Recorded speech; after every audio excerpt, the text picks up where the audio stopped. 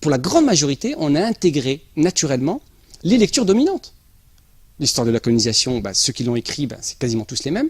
C'est un certain nombre d'intellectuels avec une idéologie claire, une certaine vision et une volonté. On n'écrit jamais l'histoire, on ne produit jamais du sens et on ne produit jamais de la théorie pour le plaisir de la produire. On est influencé par la situation d'où on parle. On parle toujours de quelque part. Donc, l'ensemble de ces catégories font que les musulmans ne perçoivent pas ça. Mais si on revient à nos fondamentaux, les premiers califes avaient adopté ce que j'appelle la théologie de l'anticipation.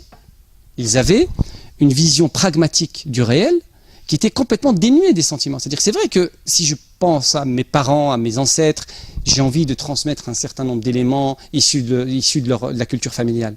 Mais en quoi ces éléments de culture que je souhaite transmettre, que je voudrais transmettre d'un point de vue sentimental, sont véritablement un élément positif pour la génération qui arrive?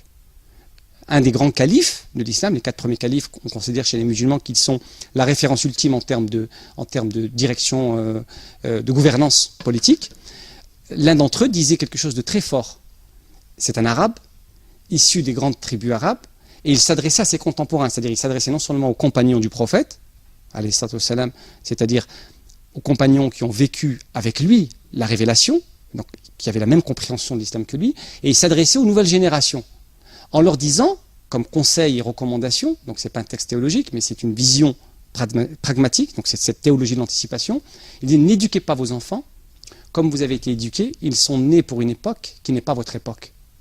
Et ça, c'est la clé. Ça veut dire quoi? Ça veut dire que ces populations nouvelles qui arrivaient, c'est leurs enfants, donc, la 3e génération, donc la 2e génération après les compagnons, allaient arriver dans une société musulmane qui n'était pas la société tribale de l'époque prophétique, mais qui allait devenir un empire, qui allait absorber la Perse, qui allait absorber la Syrie qui avait 10 000 ans d'histoire, qui allait absorber l'Égypte, qui allait s'étendre jusqu'aux frontières d'Europe.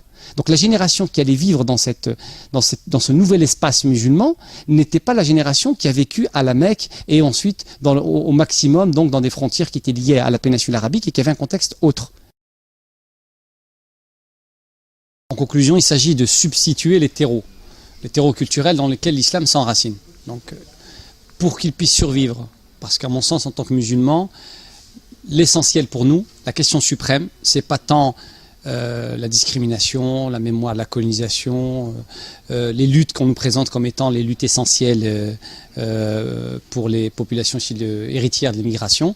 À mon sens, il y a un seul objectif unique, suprême et absolu, c'est comment, sauvegarder le noyau irréductible de l'islam, parce que c'est ça parce que c'est notre cœur, c'est la clé pour notre vision du monde, parce que si c'est pas ça qui est important, donc, et que l'islam est secondaire, dans ce cas ça pose plus de problème.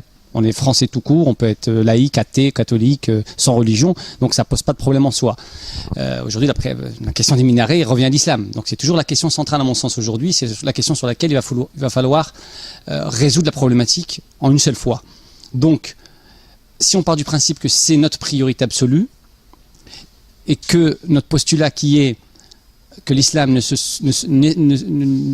subsiste et ne produit de la civilisation que dans un terreau culturel homogène et fort, ça signifie qu'il doit quitter très vite, c'est-à-dire au 1er janvier 2010, pour les générations de demain, les terreaux culturels d'origine, hérités, empruntés, exilés, pour un nouvel espace culturel qui est l'espace français, qui de toute façon sera l'espace majoritaire pour nos descendants demain, puisque même ceux qui s'attachent à l'altérité d'origine, aux cultures d'origine, savent que ça va disparaître avec le temps.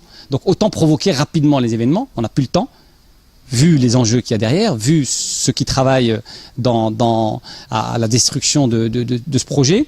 Et donc il faut pouvoir l'enraciner dans un terreau culturel qui est finalement le terreau français, la culture, les traditions françaises, moi qui suis parti à la campagne pour justement fuir la vie urbaine et ses inconvénients, est beaucoup plus accessible.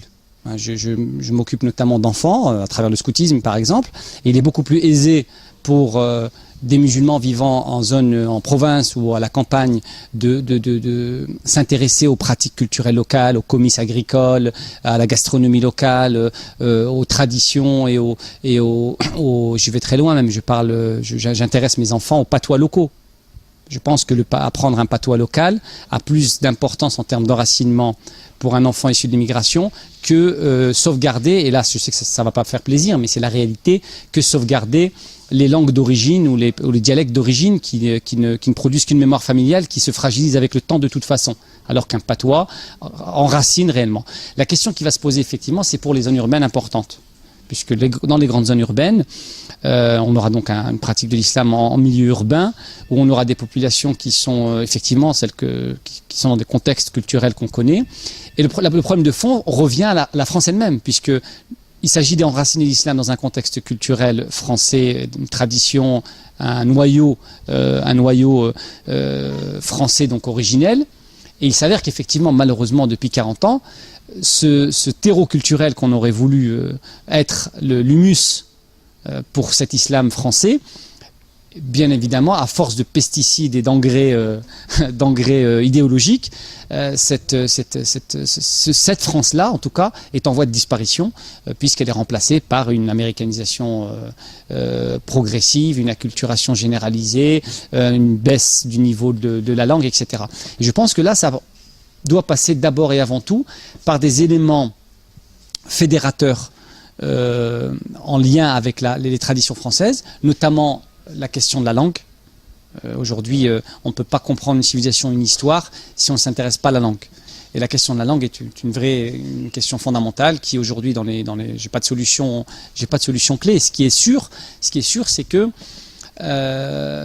c'est avec les Français qui ont conscience de ce qu'est la France. Je veux dire, pour comprendre ce que c'est la France, c'est pas chez Besancenot que je vais aller, ou à l'UMP ou au PS, qui sont des gestionnaires de l'espace français, qui est un simple marché finalement pour eux, et je ne les ai jamais entendus parler de la France avec une démarche avec un sentiment charnel.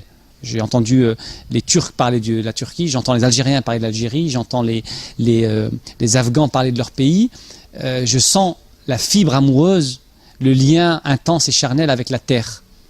Lorsque j'entends la plupart des élites politiques de ce pays, ça a complètement disparu. Donc, c'est avec les Français qui ont encore conscience de ce que peut représenter cette France, qui ont encore une idée de ce que peut signifier préserver ce patrimoine, ou en tout cas même le ressusciter. Et je pense que nous, en tant que musulmans français récents, nous avons un rôle déterminant dans la régénérescence de ces référents culturels originels qui ont toujours fait la France, qui ont subsisté. J'ai quelqu'un qui m'a renvoyé un mail en me disant la France, c'est pas que la baguette et le camembert. Bon, mais la baguette, je suis désolé, moi j'ai été dans des pays partout dans le monde, on sait très mal faire la baguette, et la baguette française, c'est le pain rond traditionnel qui est séculaire, multiséculaire, et il a été allongé pendant la campagne napoléonienne, inventé donc par les boulangers de l'armée napoléonienne, pour qu'il soit donc allongé afin que les soldats français puissent le prendre, le transporter facilement, pour une raison utilitaire et pratique.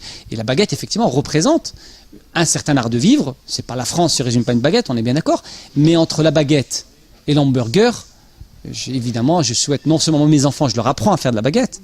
On va visiter les boulangers traditionnels, on découvre le pain du Morvan, la miche morvandelle, etc.